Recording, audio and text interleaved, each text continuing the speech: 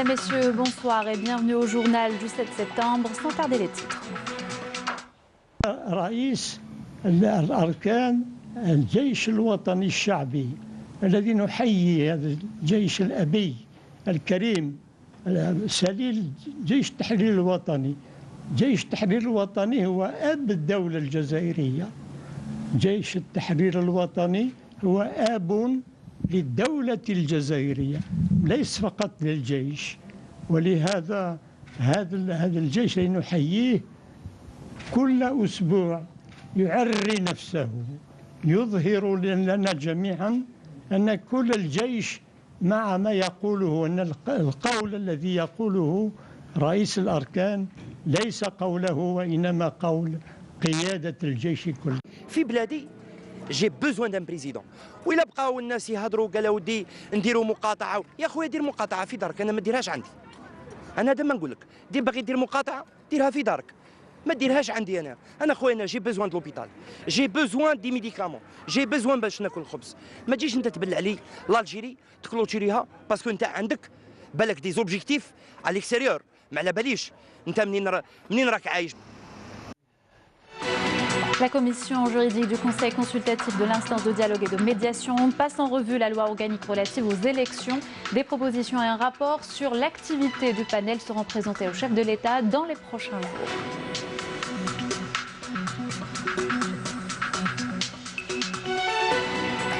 Augmenter la participation de la flotte algérienne dans le transport maritime, le leitmotiv des autorités concrétisé par la signature de conventions entre le ministère des Transports et celui de l'Agriculture. Nous aurons avec nous pour en parler Saïd Mobrouk du groupe algérien du transport maritime. Annulation des vols de la compagnie aérienne Aigle Azur, des milliers de voyageurs bloqués dans les aéroports, notamment algériens et français, sans alternative ou presque. Le point sur la situation à Alger tout à l'heure. Nous vous emmènerons en visite dans ce journal du plus ancien phare d'Algérie, le phare du Cap Ténès, classé monument historique. Il attend sa réhabilitation. Ce sera le reportage de l'édition.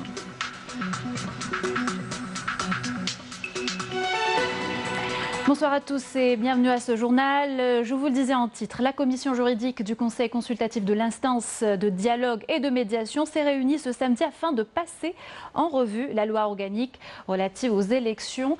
Des propositions pertinentes ont été faites et un rapport détaillé des activités et des recommandations du panel sera présenté au chef de l'État, Abdelkader Ben Salah, dans les prochains jours. Amel Bouaqba.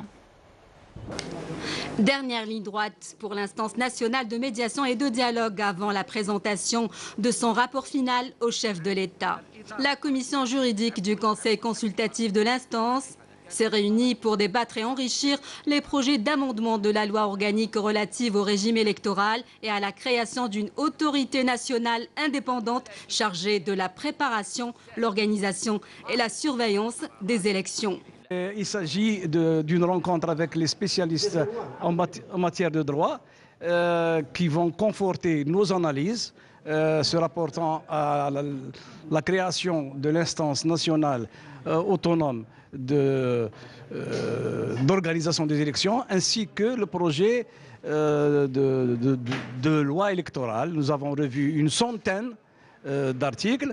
Bon, nous les avons appelés pour leur présenter les questions que nous avons débattues et très certainement avec l'intelligence juridique dont ils disposent, ils ne pourront qu'améliorer le contenu. Autant d'amendements proposés qui représentent des garanties pour des élections intègres et transparentes et qui répondent aux aspirations du peuple qui appellent à une rupture avec les anciennes pratiques. الخطوات التي توصلنا إلى إنتاج رئيس جمهورية في أقرب الفرصة لكن في إطار يعني إجراءات نزاهة من أجل الخروج من هذه الأزمة القاتمة التي تخيل على بلدنا الآن يحتاج إلى رئيس وهذا الرئيس ينتخبه الشعب ويعني نخرج من دائرة كل واحد يقول أنا أمثل الشعب سوف يقول رأيه. Experts en droit, magistrats, juristes, constitutionnalistes et enseignants universitaires issus des 4 coins du pays se sont attelés depuis plusieurs jours à apporter une série de propositions pertinentes au projet en question. وتوسيع الاختصاصات هذه الهيئة المستقلة للانتخابات بحيث تشكل فعلا سلطة. هذه السلطة التي نريد أن نؤسس لها هي كما طالب بها الحراك الشعبي، تضمن شفافية ونزاهة الانتخابات، لأن المادة 193 تقول تلتزم السلطات العمومية بضمان شفافية ونزاهة الانتخابات. تكلمنا على التشكيلة تاعها اللي حبينا يعني نمزجوا فيها كل الفئات من قضاة، من محامين، من محضرين قضائيين، من المجتمع المدني، هذا يعني باش نضمنوا اكثر استقلالية في العمل تاعها. Notons enfin que l'instance nationale de médiation et de dialogue devra présenter imminemment son rapport au chef de l'État. Et toujours dans le cadre de ces activités, l'instance de dialogue et de médiation a reçu ce samedi l'ex-ministre des Affaires religieuses, Saïd Chibane, qui a tenu à joindre sa pierre à l'édifice. Chibane a salué le travail de l'instance et celui de l'institution militaire. On l'écoute.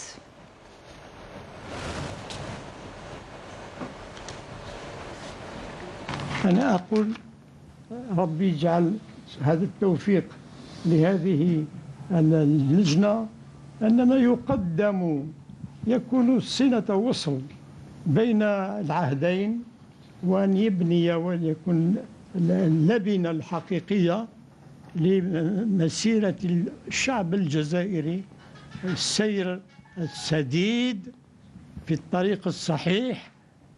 مهم جدا أن رئيس الأركان الجيش الوطني الشعبي الذي نحيي، هذا الجيش الأبي الكريم سليل جيش التحرير الوطني.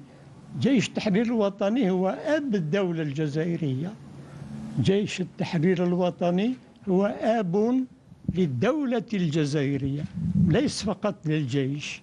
ولهذا هذا الجيش اللي نحييه كل أسبوع يعري نفسه، يظهر لنا جميعا أن كل الجيش مع ما يقوله، أن القول الذي يقوله رئيس الأركان ليس قوله وإنما قول قيادة الجيش كله.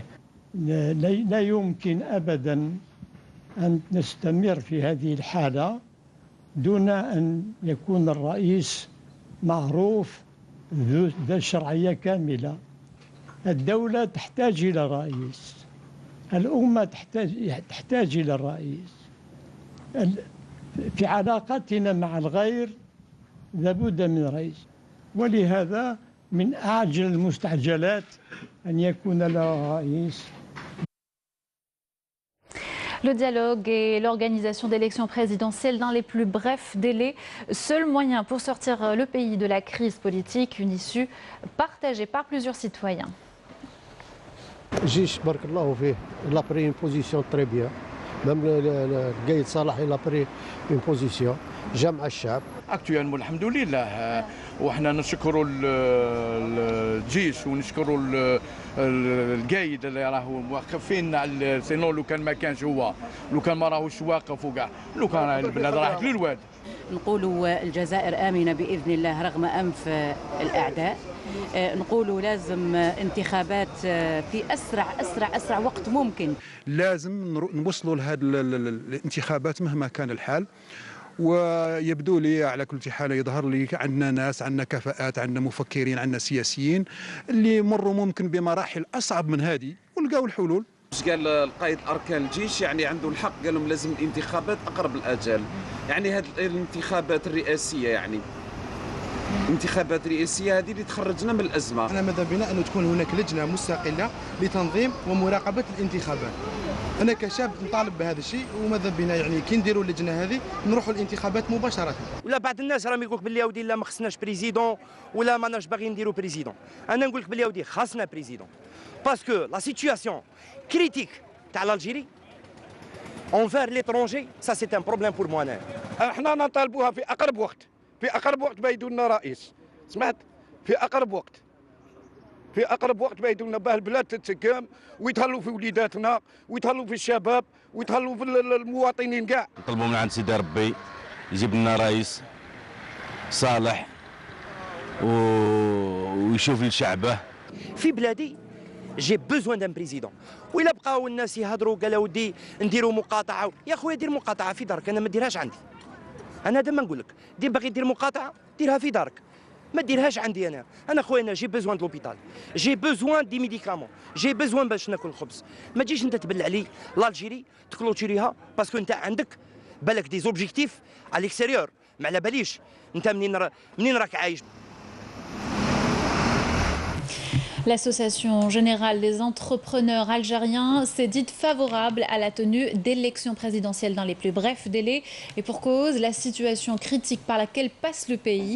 Selon l'AGEA, 3650 entreprises privées sont à l'arrêt dans diverses activités économiques, alors que 365 000 autres sont confrontés à un avenir incertain. L'association qui a tenu ce samedi son assemblée générale à Alger pour examiner la situation socio-économique au regard des développements que connaît le pays.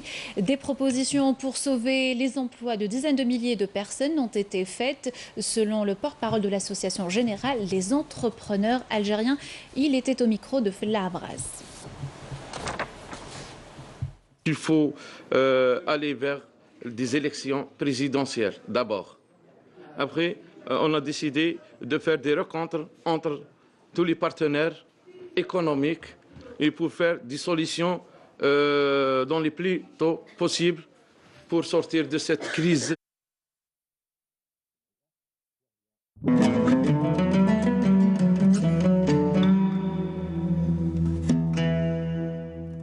بسم الله الرحمن الرحيم. إن الصلاة كانت على المؤمنين كتابا موقوتا. صدق الله العظيم.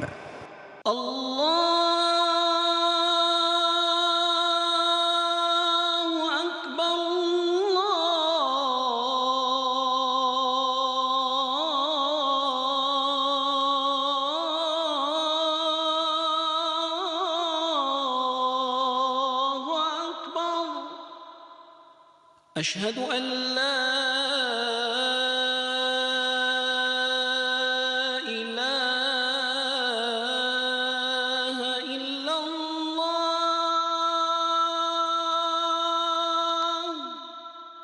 أشهد أن لا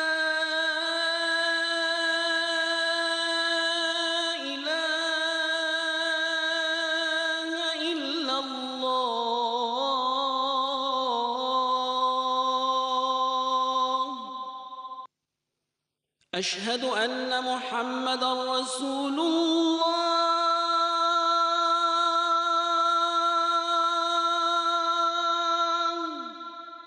أشهد أن محمدًا رسول الله.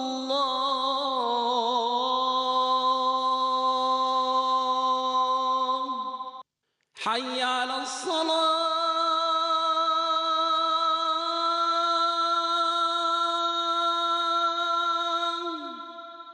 حي على الصلاة.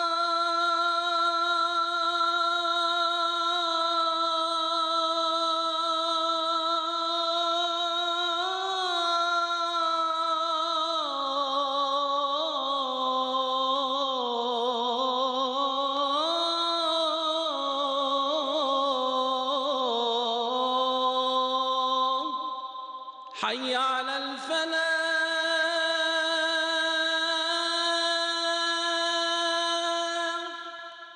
حي على الفلاح.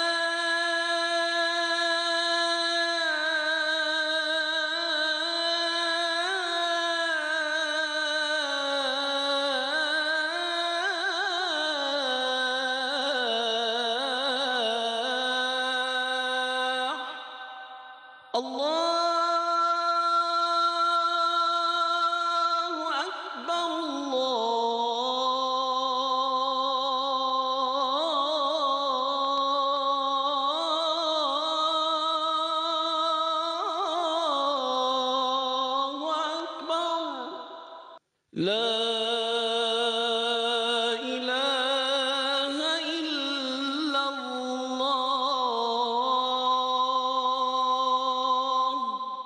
اللهم رب هذه الدعوة التامة والصلاة القائمة آت محمدا الوسيلة والفضيلة والدرجة الرفيعة وابعثه اللهم مقاما محمودا الذي وعدته. Bienvenue si vous nous rejoignez, c'était l'appel à la prière d'El Maghreb à Alger et ses environs. Et nous poursuivons notre journal avec le volet économique et on s'intéresse ce soir à la part des entreprises algériennes dans le transport maritime. Celle-ci ne dépasse pas les 2,5% des importations au niveau national. L'augmenter est devenu le leitmotiv des autorités. À cet effet, 2 conventions ont été signées entre le ministère des Transports et celui de l'Agriculture. Les détails avec Jazia Bayou.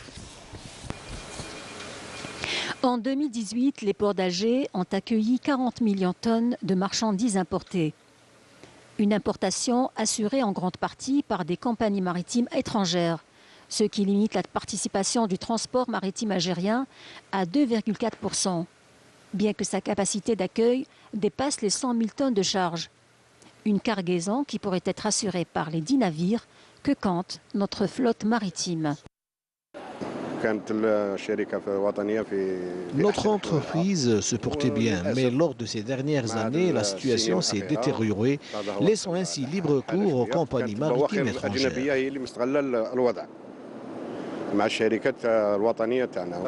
Un navire comme celui-ci a une capacité de transport de 12 000 tonnes de marchandises, mais actuellement il ne transporte que 6 000 tonnes, ce qui témoigne de la dégradation de la situation.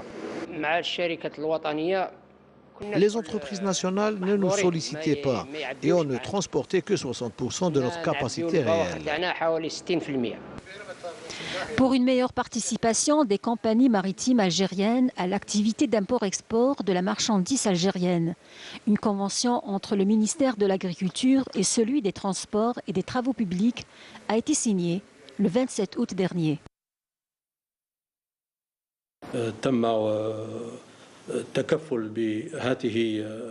Cette convention assurera à notre flotte de retrouver son souffle et à notre économie de préserver des devises et des postes d'emploi à travers un nouveau plan de travail.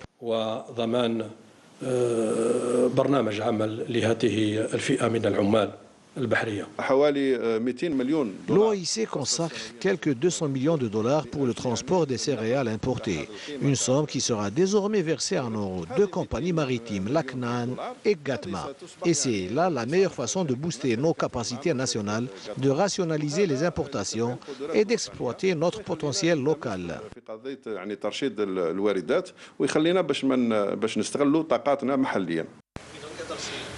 En plus de diminuer les factures de l'importation, cette nouvelle démarche permettra également de redorer le blason de notre flotte maritime qui compte plus de 500 salariés.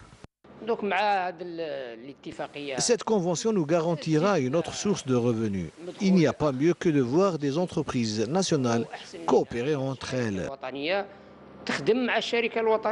D'après cette convention, je me suis motivé, je me suis encouragé pour obtention d'un emploi ici au sein de cette compagnie CNAN Nord. Cette convention sera élargie à d'autres secteurs, notamment celui du commerce qui connaît un afflux continu de marchandises tout au long de l'année, en plus du secteur de l'énergie à travers la Sonelgaz et la Sonatrach.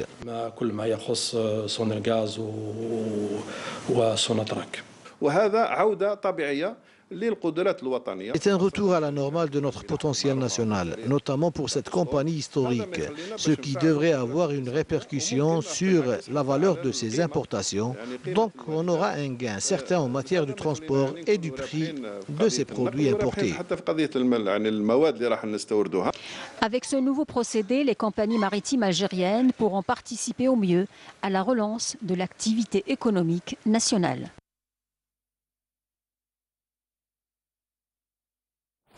Et pour parler de ces accords entre le ministère de l'Agriculture et celui des Transports, avec nous ce soir, Mabrouk Saïdi du groupe algérien du transport maritime. Bonsoir monsieur, merci d'avoir accepté notre invitation. C'est moi qui vous remercie pour l'invitation.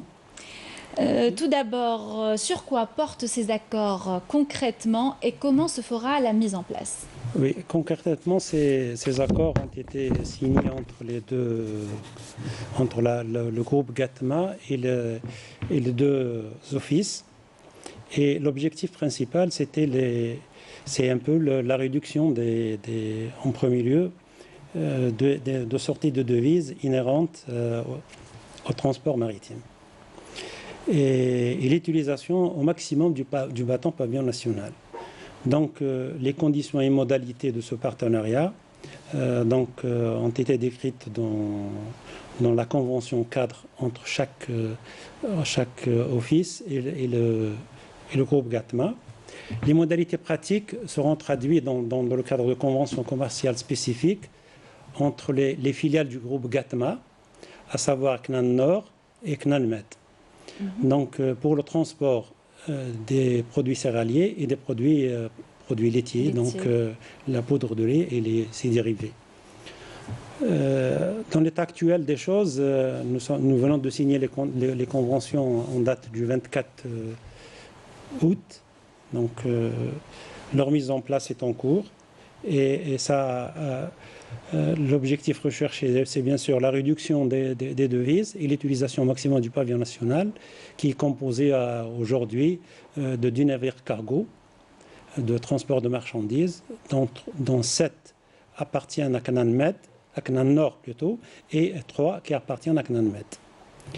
Et qui opèrent actuellement donc, dans le transport maritime.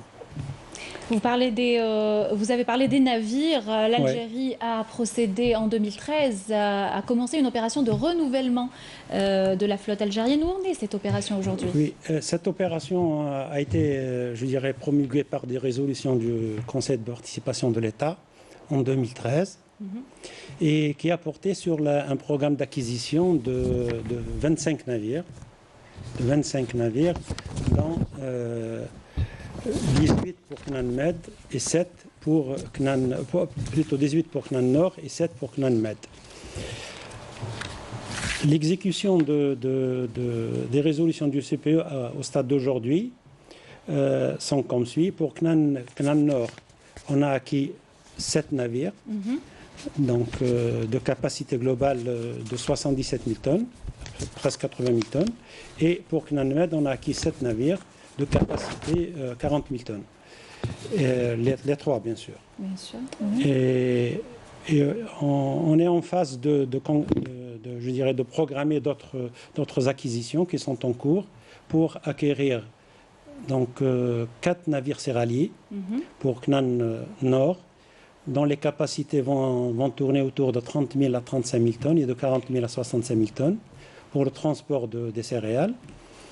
Et 2 navires porte-conteneurs d'une capacité de 1700 à 2000 tonnes, de 2000 TU par navire, et 2 navires Oro d'une capacité de 4500 tonnes. Est-ce que vous avez une date d'acquisition de ces navires? Les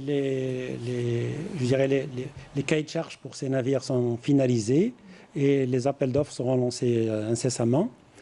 Et les acquisitions seront probablement au courant des années 2020 et 2021. Parce que la construction aussi d'un navire prend du temps. Surtout pour les céréaliers, ça doit tourner autour de 18 mois. Et qu'est-ce que cela représente en termes de chiffres pour l'économie nationale? La perte actuellement accusée, ou le manque à gagner plutôt? Actuellement, en matière de céréales, l'Algérie ne transporte pas du tout les céréales. C'est-à-dire toutes les céréales sont pratiquement transportées par des compagnies. Toute la partie relative aux céréales est transportée par des armateurs étrangers. Quelle est la facture du fret maritime pour l'Algérie? Pour l'Algérie, elle tourne autour de 4 milliards de dollars. Voilà, pour un total d'importation qui se situe entre 44 et 46 milliards de marchandises. Voilà. Et donc, cette acquisition va permettre de renforcer la flotte actuelle. Et donc, l'objectif, c'est d'atteindre l'acquisition des 25 navires et couvrir le maximum possible du fret maritime et donc réduire un peu la dépendance des étrangers et économiser des devises en matière de transport maritime, de fret maritime. Donc c'est l'objectif des accords signés après instruction du Premier ministre lors du Conseil des ministres. Oui. Mais le directeur général du GATMA a indiqué que seulement 2,5% sont utilisés dans le transport, notamment des importations, lors des importations. Pourquoi un chiffre aussi bas ? Un chiffre aussi bas parce que l'Algérie achète en majorité en CFR. En CFR. Et qui dit CFR, ça veut dire que le vendeur est maître pratiquement de toute l'opération de transport, est maître de l'opération de transport à travers le fournisseur qu'il a chargé. Donc c'est rendu port algérien. Et comme c'est rendu port algérien, le transport est payé en devises. Et donc, notre participation est faible dans ce transport. Si on arrive à renverser un peu les choses en utilisant le mode d'importation en FOB, mais ce mode nécessite un peu beaucoup de concertation et de coordination entre les opérateurs, en l'occurrence l'OIC, l'ONIL et les entreprises de GATMA, les filiales de GATMA. Merci beaucoup, monsieur Saïdi Mabrouk, exact. Saïdi Mabrouk du groupe algérien du transport maritime. Merci à vous. Et on continue notre journal avec la santé. Et cette réunion ce samedi du ministre avec ses directeurs de wilaya, Mohamed Miraoui, a passé en revue les insuffisances constatées dans le secteur. Le ministre de la Santé et de la Réforme hospitalière a insisté sur la nécessité d'améliorer les services au niveau des différentes structures de santé. Des instructions fermes concernant la prise en charge des femmes enceintes ont été également données. ظلت وما زالت تولي كل الأهمية لتحسين الواقع المعيشي للمواطنين. Les pouvoirs publics accordent un grand intérêt au secteur de la santé en vue d'améliorer le vécu des citoyens à travers la mise en service de tous les moyens et ressources nécessaires. Dernièrement, le secteur de la santé a été renforcé par de nouvelles structures et des équipements de santé. Le gouvernement a par ailleurs pris la décision de lever le gel sur bon nombre de projets de réalisation de structures hospitalières, notamment dans les wilayas du sud et des hauts plateaux. اتخذتها الحكومة لرفع التجميد على العديد من المشاريع وتسجيل برامج جديدة. Et la commission du ministère du Travail poursuit ses visites. La délégation était hier à Illizi pour écouter les préoccupations des citoyens, échanger avec les responsables et surtout proposer des solutions. Nessima Imlouch.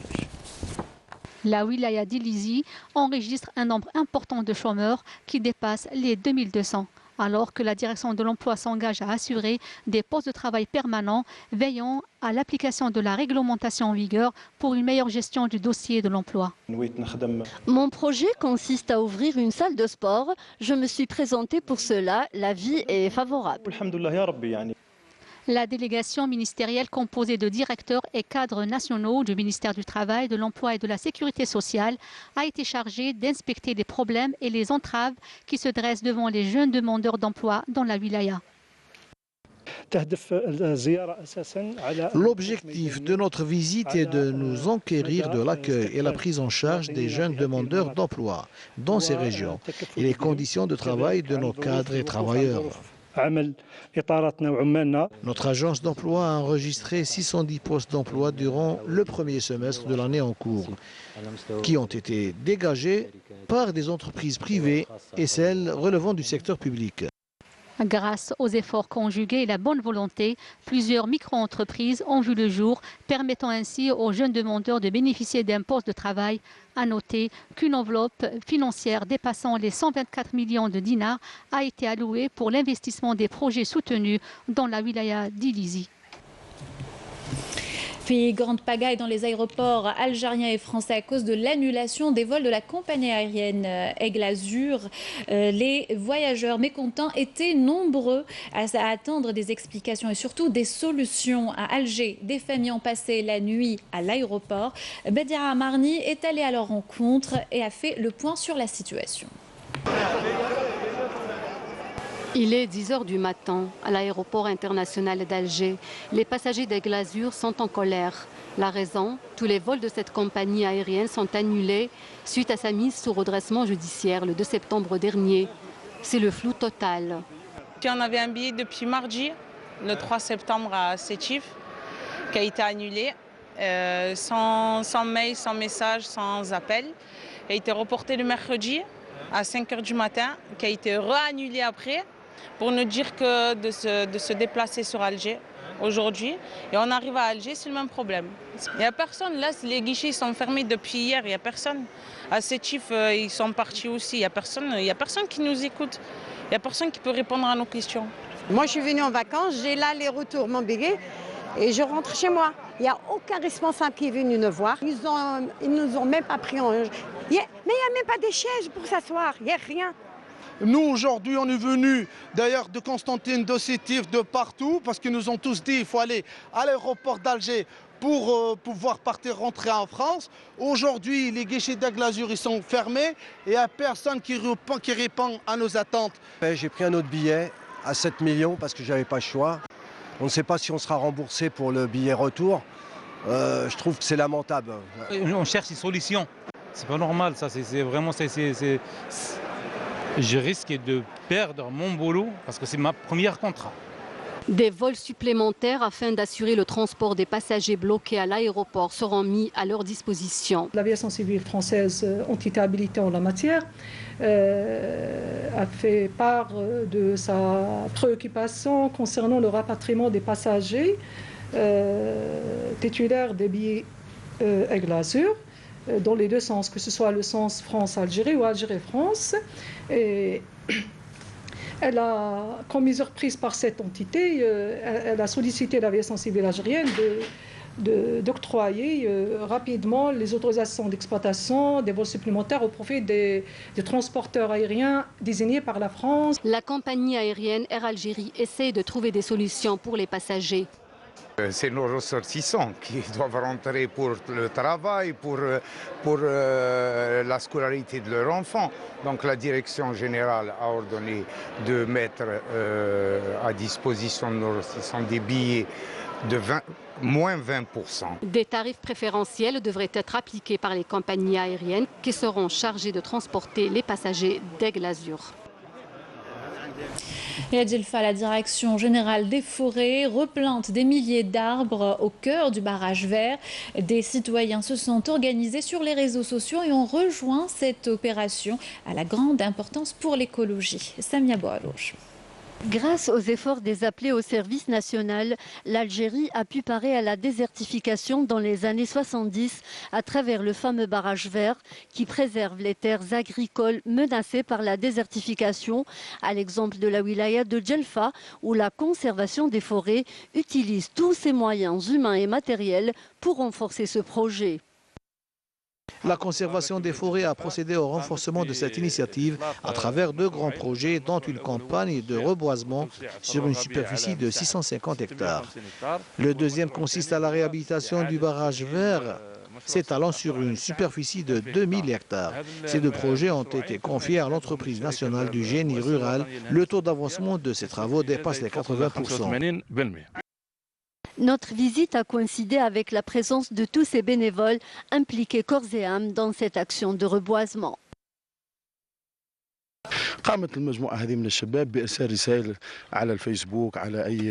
Ces jeunes se sont organisés via les réseaux sociaux pour attirer le plus grand nombre possible de bénévoles qui ont répondu immédiatement à cet appel en nettoyant ces espaces et en plantant des arbres.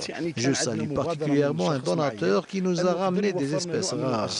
C'est à nous de préserver cette nature.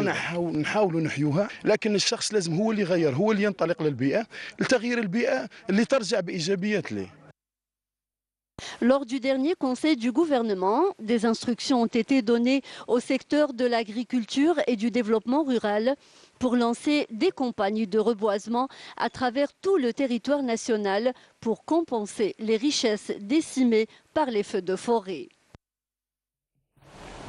Ce communiqué du ministère de la Défense nationale, dans le cadre de la lutte antiterroriste, des détachements de l'armée nationale populaire ont découvert et détruit lors d'une opération de fouille et de ratissage menée à Skikda une bombe de confection artisanale et une casemate pour terroristes contenant divers objets, précise le communiqué. Par ailleurs, dans le cadre de la lutte contre la contrebande et la criminalité organisée, des détachements de l'ANP ont arrêté lors d'opérations distinctes menées à Tamanrasset 35 individus et saisi 2 véhicules tout-terrain, 2 groupes électrogènes, 5 machines de concassage de pierre, 3 sacs de mélange de pierre d'or brut, 52 grammes d'or, 15 téléphones portables, tandis que d'autres détachements combinés ont saisi à Ingzem et Bojbaji Mourtal 3,75 tonnes de denrées alimentaires, 2000 litres de carburant et un véhicule, ajoute la même source. D'autre part, un détachement de l'ANP a arrêté à Janet 37 individus à bord de 7 véhicules chargés de pierres, tandis que des détachements de l'armée nationale populaire et des éléments de la gendarmerie nationale ont arrêté lors de diverses opérations à Larouat, Hassi Messoud, Constantine, Tébessa et Betna. 5 personnes et saisi un drone avec ses accessoires, 1200 comprimés psychotropes, un fusil de chasse, une quantité de munitions, une paire de jumelles, un téléphone satellitaire et 6 téléphones portables. Dans le cadre de la lutte contre l'immigration clandestine, des détachements de l'armée nationale populaire et des éléments de la gendarmerie nationale ont arrêté 15 immigrants clandestins de différentes nationalités. Atiaret et Nahama, Tindouf et Attaref conclut le communiqué. Puis nous allons visiter à présent le phare du Cap Ténès. C'est le plus ancien phare d'Algérie, construit en 1861. Il se distingue par son style architectural unique en mer Méditerranée. Il est classé aujourd'hui monument historique, mais attend toujours sa réhabilitation. Reportage de Naïma Louali. Phare des phares. On le voit de partout, ce monument qui surplombe le Cap Ténès et culmine à 25 mètres de au-dessus du sol. Plus que centenaire, ce phare illumine les rivages, toute la berge de l'antique Ténès, une ville entre mer, forêts et montagnes de 32 siècles d'histoire. Ici, nous sommes au Cap Ténès, plus connu de la région de Sidi Marouane chez les Ténésiens. Et plus exactement, nous sommes au phare de Ténès, le plus ancien phare d'Algérie qui a été construit en 1861 par les Français et qui a été fait en mars en 1865. Il a été visité par des personnalités politiques mondiales telles que Joseph Staline en 1951, président de l'ex-URSS, et Vincent Auriol, président de la 4e République française. Il est dit qu'il est unique dans son l'architecture mauresque en Méditerranée, du moment qu'en 2006, l'équipe de Thalassa de France 3 a visité le site. À notre temps, il est visité par plusieurs touristes nationaux. Il est le plus ancien phare encore en activité. Il est habité à longueur d'année par des gardiens qui se relaient jour et nuit pour que les lumières jaillissantes ne s'éteignent jamais. Mais le phare est en déclin. Il est surtout inaccessible et aux touristes et aux badauds. On lance un appel aux autorités, aux plus hautes autorités, au ministère des Travaux publics, d'ouvrir les phares au niveau national pour que pour nos enfants puissent visiter ces monuments historiques et touristiques. En attendant une réhabilitation en bonne et due forme, cet édifice naguère très visité continue d'orienter et de guider à longueur d'année marins et tout autre navigateur. Voilà, c'est la fin de ce journal. Merci de l'avoir suivi. Avant de se quitter, un rapide rappel des titres. رئيس الأركان الجيش الوطني الشعبي الذي نحيي هذا الجيش الأبي الكريم سليل جيش التحرير الوطني. جيش التحرير الوطني هو أب الدولة الجزائرية. جيش التحرير الوطني هو أب للدولة الجزائرية، ليس فقط للجيش. ولهذا هذا الجيش اللي نحييه كل أسبوع يعري نفسه، يظهر لنا جميعا أن كل الجيش مع ما يقوله، أن القول الذي يقوله رئيس الأركان ليس قوله وإنما قول قيادة الجيش كله. في بلادي جي بوزوان دان بريزيدون. وإلا بقاو الناس يهضروا قالوا ودي نديروا مقاطعة، يا خويا دير مقاطعة في دارك، أنا ما ديرهاش عندي. أنا دائما نقول لك دي باغي دير مقاطعة ديرها في دارك، ما ديرهاش عندي أنا خويا أنا جي بوزوان دو لوبيتال، جي بوزوان دي ميديكامون، جي بوزوان باش ناكل الخبز. ما تجيش أنت تبلع لي لالجيري تكلوتيريها باسكو أنت عندك بالك دي زوبجيكتيف على ليكستيريور، ما على باليش أنت منين راك عايش. La commission juridique du Conseil consultatif de l'instance de dialogue et de médiation a passé en revue la loi organique relative aux élections. Des propositions et un rapport sur l'activité du panel seront présentés au chef de l'État dans les prochains jours. Augmenter la participation de la flotte algérienne dans le transport maritime, le leitmotiv des autorités concrétisé par la signature de conventions entre le ministère des Transports et celui de l'Agriculture. Nous avons reçu pour en parler Saïd Mobrouk du groupe algérien de transport maritime. Et puis annulation des vols de la compagnie aérienne Aigle Azur, des milliers de voyageurs bloqués dans les aéroports, notamment algériens et français, sans alternative ou presque.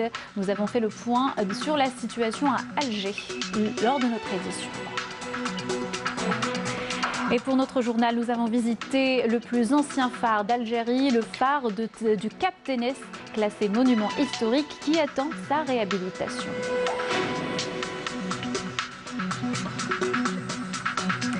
C'est la fin de cette édition. Merci de l'avoir suivi. Je vous souhaite une excellente soirée avec le reste des programmes sur Canal Algérie.